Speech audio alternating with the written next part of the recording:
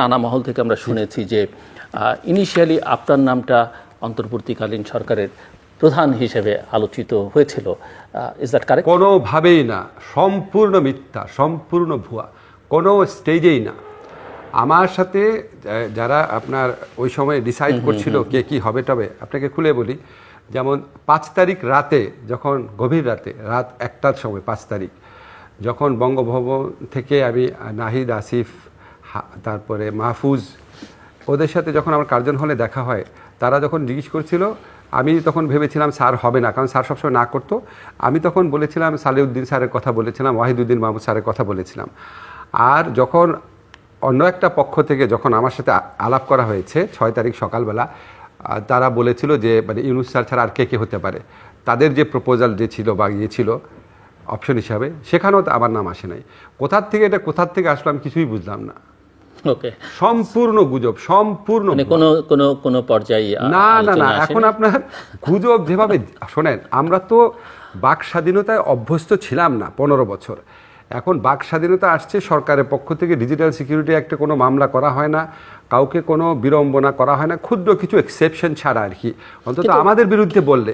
ফলে যেভাবে পরে যা ইচ্ছা বলে যাচ্ছে, আমি বিস্মিত, হতবাক হই। একদিন সকালবেলা শুনি 1000 কোটি টাকার মালিক হয়েছি, 3 বার অলরেডি আমি আমেরিকা পালিয়ে চলে গেছি, মানে উইথ মাই ফ্যামিলি। আর বোধহয় নিউ ইয়র্কে বোধহয় প্রায় 10-12টা বাড়ি কিনে ফেলেছি অলরেডি। যার যা মুখে আসে, আর মিনিমাম একটু কমন সেন্স নাই। আর মানুষের মধ্যেও না কেন জানি একটা গুজব প্রেম জন্ম নিয়েছে, একটা সম্পূর্ণ মানে অবাস্তব ভিত্তিহীন জিনিসও। আচ্ছা, এটা হয়েছে নাকি এরকম একটা ইয়ে চলে আসছে, আমি এটা সাইকোলজিক্যাল কারণ। ওকে, আপনি ক্লিয়ার করেছেন যে আপনি আপনার নাম কোনো অবস্থাতেই আসেনি, এবং আমরা আপনার কথাই বিশ্বাস করতে চাই, যেহেতু ইস্যুটা আপনার সঙ্গে সম্পর্কিত। আরেকটা পারসেপশন আছে, সেটা হচ্ছে যে আপনি শুরু থেকেই অত্যন্ত প্রভাবশালী। যা কিছু ভালো হয়েছে কিংবা যা কিছু খারাপ হয়েছে, তার দায়ভার অনেকটাই আপনার উপরে বর্তায়, যে আপনার উপরে এই বৈষম্যবিরোধী ছাত্র আন্দোলনের যে সমন্বয়করা লাইমলাইটে আছে, তাদের উপরে আপনার প্রভাব অনেক বেশি। তারা আপনার সঙ্গে অনেক বেশি কনসাল্ট করেছে। একই সঙ্গে প্রফেসর মোহাম্মদ ইউনূসের উপরেও আপনার প্রভাব, আপনি গাইড কিংবা মিসগাইড এই দুই পক্ষকেই করেছেন। এবং সবটা মিলিয়ে যা কিছু শুরু হয়েছে, এবং এই যে উপদেষ্টা কারা হবে না হবে সেখানে রাখা কাটার ক্ষেত্রেও আপনার একটা ভূমিকা ছিল। আমি প্রথমে ক্লিয়ার করি, আমার সাথে নাহিদ, আসিফদের মধ্যে নাহিদের সাথে শুধুমাত্র আন্দোলন চলাকালীন সময় হসপিটালে 3 মিনিটের জন্য কথা হয়েছিল। এছাড়া আন্দোলন চলাকালীন সময় কোনো দিন নাহিদ, আসিফ, মাহফুজ তাদের সাথে আমার কথা হয়নি। আক্তার আমার ছাত্র, আক্তারের সাথে আমার সবসময় যোগাযোগ আছে, কিন্তু অভ্যুত্থানকালীন সময় আক্তার নিজেও অত অ্যাক্টিভ। আমি অভ্যুত্থানোত্তর পরিস্থিতির কথা বলছি, সরকার গঠন। আমি বলে দিই আপনাকে, সরকার গঠনের জন্য তাদের সাথে আমার 2 মন্ত্রিসভায় কারা কারা থাকবে 5 তারিখ রাতে আলোচনা হয়, কে প্রধান হবে এটা নিয়ে, আর কোনো ব্যাপার নিয়ে না। তারপরে 6 তারিখ রাতে তারা আমার বাসায় যখন আসে, তখন আমার সাথে তারা কনসাল্ট করছিল, এবং সেখানে আমি যে নাম বলেছিলাম তার মধ্যে কয়েকটা তারা রেখেছে, কয়েকটা রাখে নাই। এটা একটা জিনিস। আর এটা হচ্ছে, ধরেন আমাদের যদি 20 জন উপদেষ্টা থাকে, অন্তত 10 জন আছে যাদের নাম আমি বলিই নাই, এবং তারা কার রেফারেন্সে হয়েছে আমি অনেক পরে জেনেছি। সো এটা সম্পূর্ণ মিথ্যা। এবং আমি যখন নাম প্রপোজ করছিলাম, যেমন ধরেন একটা নাম বলি আপনাকে, যেমন ধরেন বললাম সালেউদ্দিন আহমেদ স্যারের নাম বললাম, তখন সাথে সাথে বললো হ্যাঁ স্যার, ওনার নাম তো আমাদের লিস্টে আছে, ওনার নাম অনেকেই বলেছে। যেমন ধরেন তৌহিদ হোসেন ভাইয়ের নাম বললাম, যে পররাষ্ট্র কাকে নেওয়া যায়, বলে স্যার তারা আমরা একটু খোঁজ নিয়ে দেখি, এরকম। আবার যে 2 জন লোকের নাম বলেছেন, নাম বলছি না এখানে, তখন তারা বলেছে না, ওনারা তো আমার সাথে আন্দোলনে ছিল না, ওনাদেরকে স্যার নেওয়া যাবে না। আবার আরেকটা জনের নাম বলেছিলাম, যে খুব বিখ্যাত সিভিল সোসাইটিটা, বলছে আচ্ছা স্যার দেখি। সো কোনো কিছুই মানে আপনি বলতে পারেন এভাবে হয়েছে। আর বাকি 20 জনের মধ্যে যে 10 জন, হ্যাঁ, তারা কিভাবে হয়েছে আমি কিচ্ছু জানি না। ফলে এটা ভুল। আরেকটা কথা হচ্ছে ইউনূস স্যারের ব্যাপারটা আমি একটু ক্লিয়ার করি। ইউনূস স্যার যেদিন দেশে আসেন, যেমন ধরেন উনি তো দেশে ছিলেন না, উনি অনেক কিছু সম্পর্কে অবহিত ছিলেন না, তো উনি পরে যেসব ডাইরেক্টিভ দিয়েছেন জাতির সামনে বা বাইরে গিয়ে, সেগুলো অনেকেই মনে করেন যে এগুলো আসলে আপনি ইনফ্লুয়েন্স করেছেন, বা আপনার দ্বারা ইনফ্লুয়েন্স, মানে আপনাকে ফার্স্ট মানে ইনফরমেশনের সোর্স হচ্ছেন আপনি। আমি একটু ব্যাখ্যা করি। একদম প্রথম দিকে আপনি খেয়াল করেন, স্যার যখন দেশে ফিরে আসছে, এখন আমাদের উপদেষ্টা মণ্ডলীতে যারা আছেন, যারা পুরুষ সদস্য আছেন, আমি ছাড়া আর সালেউদ্দিন ভাই আর 2-1 জন ছাড়া কারোর সাথে স্যারের সেই রকম ইন্টিমেসি ছিল না। এবং কোর্টে যে যাওয়া, স্যার যে বারবার কোর্টে যাচ্ছে, শেষ সময় স্যারের সবচেয়ে বাজে সময়, স্যারের সাথে বাইরে আপনার সামাজিক ব্যবসা সম্মেলনে যাওয়া, সেখানে আপনি যদি এই উপদেষ্টা মণ্ডলীর পুরুষ সদস্য বলেন, একমাত্র আমি ছিলাম। ফলে স্বাভাবিকভাবে স্যারের সাথে আমার 20 বছরের ঘনিষ্ঠতা। স্যার যখন দেশে আসলো 8 তারিখ আমি যখন বাসায় ফিরছি এয়ারপোর্ট থেকে, তখন স্যার আমাকে ফোনে ওনার বাসায় ডাকিয়ে নিলেন। সেখানে স্যারের বাসায়, গুলশানের বাসায়, ওই বাসায় জীবনে প্রথম গেছি কিন্তু তখন, সেখানে শত শত টিভি ক্যামেরা ছিল। তারা প্রত্যেকে দেখেছে আমি ঢুকছি, এবং আমার স্ত্রী আমাকে পরে বললো যে প্রায় 40 মিনিট যাবত স্ক্রল গিয়েছে ডক্টর ইউনূসের সাথে ডক্টর আসিফ নজরুলের একান্ত বৈঠক।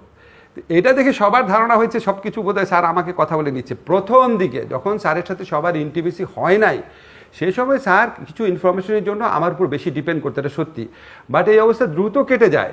এই 1-2 মাস পরে স্যারের সাথে আপনার এই রেজওয়ানা, আদিলুর রহমান, শুভ্রু ভাই, আর 1-2 সপ্তাহ পরে ছাত্রনেতাদের সাথে এমন সম্পর্ক গড়ে উঠে, এরপরে এটার বলা যাবে না। আপনি যদি বলেন ইনিশিয়াল প্রথম কয়েক সপ্তাহে স্যার ইনফরমেশনের জন্য আমার সাথে বেশি যোগাযোগ করতো কিনা, হ্যাঁ এটা সত্যি, কিন্তু এখন একদম ইকুয়াল, একদম আপনাকে খুব কনফিডেন্টলি বলতে পারে, এবং এটা আমার জন্য খুব স্বস্তিকর। নাকি আপনি ওই যে যাদের নাম নিলেন বা আরো 2-4 জনের সঙ্গে তাদের কাছ থেকে খানিকটা পিছিয়ে পড়েছেন?